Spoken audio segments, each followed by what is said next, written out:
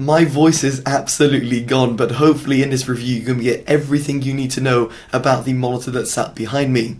It's the MSI Optics MEG 381CQR+, which isn't exactly a memorable name. Now in this review you can see if it's actually worth its price tag, because it can be found for a whopping £1,200 in the UK and $1,600 in the US. Now jumping straight in, let's talk about that refresh rate and resolution. And here, if you want to run 3840 times 1600 at 175 Hz, you'll have to be connected over display ports. The reason behind this is because MSI has omitted HDMI 2.1 ports, which is quite disappointing given the price tag of this ultra-wide monitor, and as a result means that you'll run 3840 times 1600 at only 85 Hz. Now in my case, I was able to output 2560 times 1440p, in other words a non-ultra-wide 1440p display at 120 Hz, so this might be something that would be a little bit of a compromise. Now as for console gamers, you'll be disappointed to learn that there's no 4K signal input, although MSI do say that there's PS5 1440p optimization, although in my case I wasn't able to see that, so it's not something I can really comment on, but it will run at full HD at 120 Hz, and yes, full HD, that means it'll have a letterbox sort of display, whereby you'll have black bars on either side of the monitor, because it'll be running again on a non-ultra wide format. Now with all of that in mind, what about when it comes to the overall gaming performance? Well, first off, in terms of the objective numbers, I had its input lag tested at 2.9 milliseconds, which is seriously impressive for a monitor of its class and indeed of its size. As for the overall subjective opinion that I have, here I still think that is very impressive. Here I was able to play CSGO without having to worry too much about the monitor responding a bit too slowly to my mouse inputs. Now of course input lag is only one side of the puzzle. What about when it comes to its response time? Well, here you'll see a UFO ghosting test with the 3 overdrive modes that are available: normal, fast and fastest. You'll be able to note pretty obviously that in terms of its fastest mode there's quite a lot of inverse ghosting, and I'll say subjectively this was pretty much unplayable.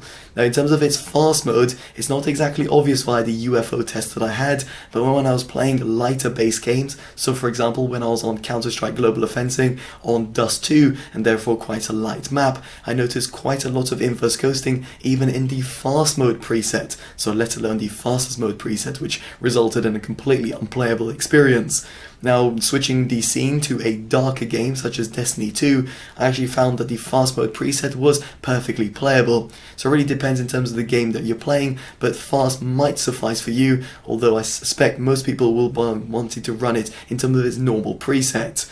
Now as for the overall figures that I attained via the OSRTT tool, I noted a average G2G time of 5.9 milliseconds in terms of its normal preset. Moving over to fast, this moved down to 3.27 milliseconds, and moving in terms of its fastest mode, it moved down to a whopping 2.91 milliseconds. Ultimately, what I'm trying to portray over here is that no matter what overdrive mode that you're running on, you're still getting a pretty responsive and fast panel, even in its normal overdrive mode. Now elsewhere, I should point out that this monitor does not have any sort of low motion blur mode, which is quite disappointing given the price point it comes at, and it also has a NVIDIA G-Sync esports mode, which is the first that I've ever come across. Now this pretty much just ramps up the brightness of the monitor to max, also ramps up the overdrive mode, which as you might have noted before means that the monitor is unplayable, and as a result means that this mode was completely pointless, at least in my opinion. Now on the subject of NVIDIA's technologies, I do have to talk about NVIDIA G-Sync, and here the monitor has a G-Sync module built in, which therefore differentiates itself from AMD FreeSync monitors out there on the market, because it has a full VR range, in other words from 0 all the way up to 175 Hz. In my case, I'm connected over to an RTX 3080, and when plugged in via a DisplayPort cable, I was able to run the NVIDIA Pendulum demo without any sort of artifacts or any sort of black screen issues. Now better still, I was able to run 3840 times 1600 at 175 Hz with NVIDIA G-Sync enabled, and also HDR all simultaneously running on a game such as Destiny 2, and I can certainly say that this monitor will run all those technologies simultaneously. simultaneously. Now on the subject of HDR, this monitor has got 56 local dimming zones. It's got 3 modes that you can select through on the OSD, Mode 0, Mode 1 and Mode 2. Mode 0 I suspect will be the most favorable for a lot of people because it seems to be the one that's more faster in terms of responding to different change of scenes. In other words, it seems to be more gaming orientated. If however you want less of a sort of changing of scenes, you might want to go on the Mode 1 or Mode 2 settings, which replicate more of a hybrid or a desktop setup. Now the 56 local dimming zones are certainly impressive for an edge-lit monitor, although here you might have expected a full array local dimming and or more local dimming zones in order to overall better the overall HDR experience. Now here, the monitor does have HDR600 certification, and from my test I can definitely say it does surpass the HDR600 nits certification, and whereby it's offering a very increased brightness level over some of the other monitors out there on the market. Now, is it very impressive? Well, it is good, but given the price point that the monitor is coming in at, I would have expected a better HDR experience, one that would offer, let's say, HDR 1000 or above, such as the Samsung Odyssey G9, let alone the newer G9 Neo, which offers 2000 nits of brightness, and therefore getting even of a better HDR and a lifelike experience. Now, with the gaming section out of the way, let's get onto the overall image quality. Now before jumping in, I should note that I did notice a little bit of a bug. See, via the hardware-based OSD, you can lock the color gamut to the sRGB standard, both over DisplayPort or HDMI. Here I didn't have that setting enabled, but when it came to disabling it, it didn't seem to unlike the wide color gamut that this monitor is able to reproduce. I say able to reproduce because you can see it via MSI's website, or indeed other monitors out there on the market. Nonetheless, via its sRGB emulation mode, and indeed of course via its sRGB color gamut that is locked, I noted a very impressive 92.2% gamut coverage and a 96.5% gamut volume. You can see here I had an average LTE of 1.17 and a maximum of 3.14, making it very usable for serious image editing or video grading. Its tested contrast ratio was disappointing at 805:1. I know it's an IPS panel, but I was expecting a little bit better. And similarly here, the measured white point in comparison to the target level, 7534 Kelvin 100%, was a little bit off. Thankfully here, the gamma at 2.2 was pretty much bang on. Now, aside from the raw numbers and tests, what I will say subjectively is that it looks really good to the naked eye, be it at different angles that you're looking at. So for example, if you're going to be using this for watching movies, or for example, to be using it for a sim racing setup, I think it'll definitely appeal to both gamers, photo editors, and video graders. So moving swiftly on, we get on to brightness and uniformity. And here I noted a peak brightness of 668 nits in terms of HDR, and as for SDR, it sat a bit lower at 439 nits, but that will certainly suffice for a lot of individuals. As for its minimum brightness, it gets all the way down to 40 nits, which is certainly impressive. Now, as for the overall uniformity, here I was left pretty disappointed, although I do appreciate this is somewhat panel lottery. On my panel, it seemed to be a little bit off on the right corners of the monitor.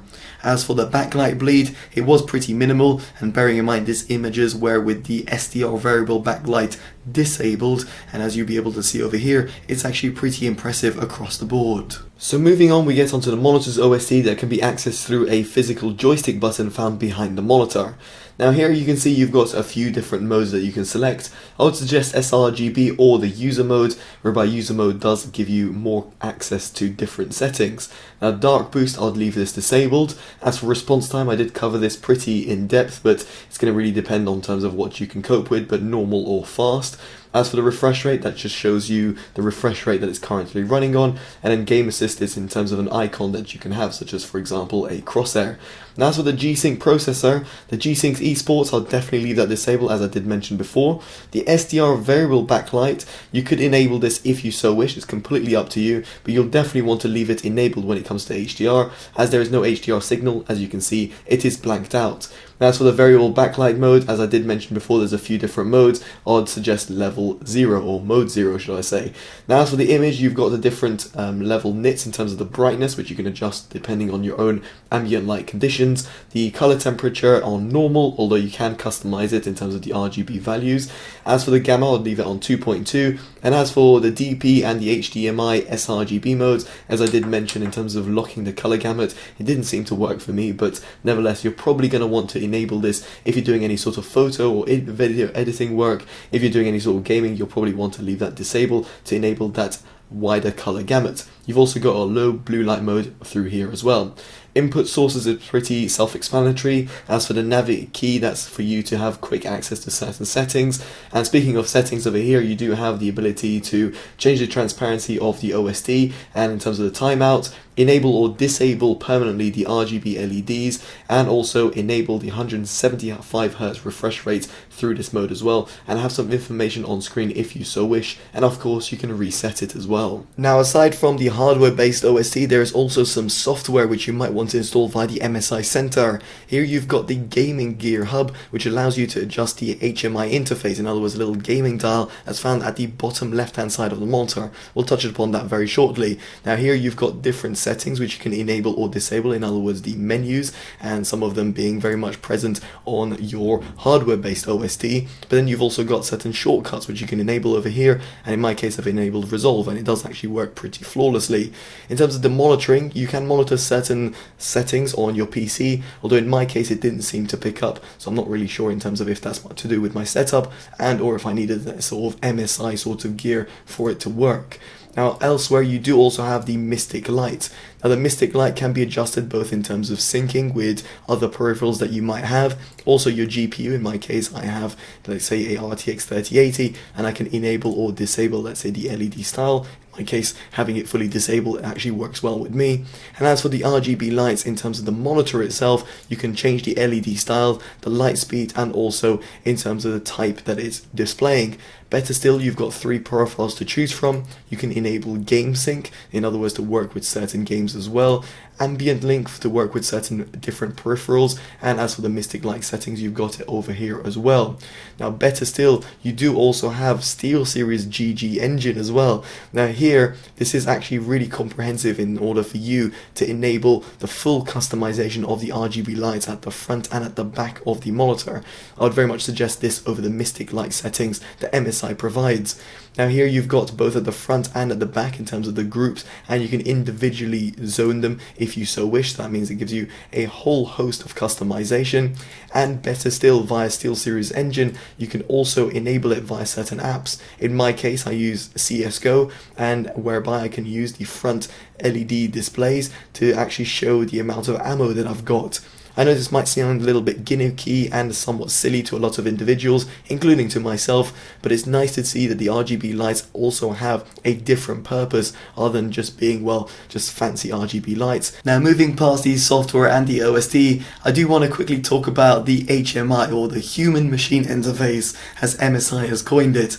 I do think it's a silly marketing term. That is a small little display that's being found at the front of the monitor. Now this can be quite useful at first to show your resolution, a refresh rate, or the different mode that it's running on, for example sRGB mode or user mode. But aside from this, the other modes that you can access, which I showcased before via the software, are also accessible via the hardware-based OSD, which means that it's somewhat redundant in certain respects. But of course there's certain shortcuts that you can access, and therefore gives it a certain lease of life. Nonetheless, here you might also be wondering, can you disable it? Well, no, the distracting little display can't be disabled, at least not at the time of filming. Even someone like my wife, who's a non-gamer, said to me that looks a little bit distracting, specifically if you're going to be gaming, and I'm in total agreement with her, at least at the time of filming. So this might be changing in future firmware updates or via future software updates, whereby MSI might give you the ability to disable that little display. Now as for the other gimmicky features, you do also have RGB lights that I found at the front and at the rear of the monitor, though not exactly bright enough to have that sort of ambi-glow effect, but nonetheless can be enabled or disabled for your liking. So even if you don't like those RGB lights, well, you don't have to use them. Now elsewhere there is a built-in camera found at the bottom bezel of the monitor, and here you can see its quality is decent. It's got a 720p resolution and it runs 30 FPS, although its position is exactly key, because if I look up at the monitor you can see that I'm not exactly concentrating on the webcam at all, so therefore it would have been better if MSI thought about its positioning a little bit better. As for the audio quality, all that you can hear right now is coming directly from the built-in microphones, which will definitely suffice, although if I were to click and therefore click around, you will suddenly be able to hear a lot of extra background noise, so therefore you'll definitely want to benefit from using a boom microphone, or for example a dedicated microphone if you're going to be streaming or using it to talk to your friends or family. Now if you don't want to use the built-in camera, you can of course use your own camera setup, and here it's great to see that MSI has included two camera mounts within the box, which can be fitted at the top of the monitor, and towards the bottom bezel of the monitor they've also included two mouth bungees, which can of course be removed if you don't need to use them. Now as for the build quality and the design of the monitor, it has got a 37.5 inch curved form factor, so you'll definitely want to make sure it fits on your desk, and here it does also has a 3-side borderless design, which is certainly appreciated for those people who want to run a multi-monitor setup. But unfortunately the bottom bezel is pretty chunky, and that is of course due to the inclusion of the little display, the RGB lights and the webcam. Now as for the stand, it's ergonomic, whereby it provides height, tilt and pivot adjustment, and given its size it's almost no surprise that it can't be fully rotated. Now apart from all of this, there is something I do want to conclude this build quality and design section of this review, because I did notice a sort of whining or buzzing sound, and oddly this is when the monitor was plugged in and off, which is quite baffling because normally it's when it is on. Nonetheless, I did record it, so hear it for yourself.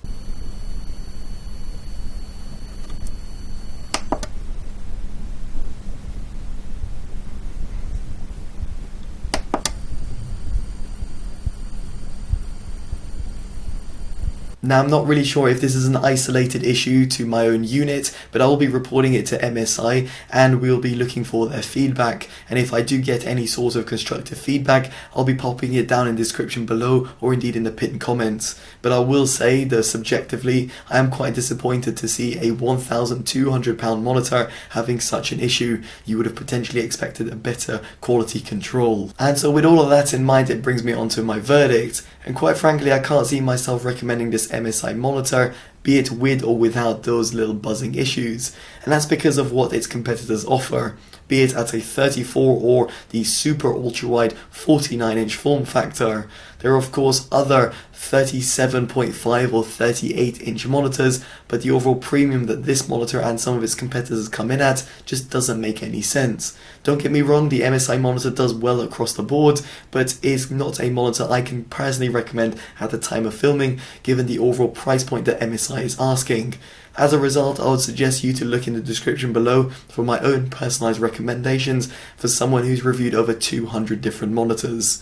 Now if you've liked this independent detailed review, definitely do drop a like, subscribe and hit that bell notification, and definitely do give me extra kudos for continuing and trooping on with this review even with my terrible voice. As such, I've been Totally Dubbed, and I'll hopefully see you in the next video without such a terrible groggy voice. Take care of yourselves and goodbye.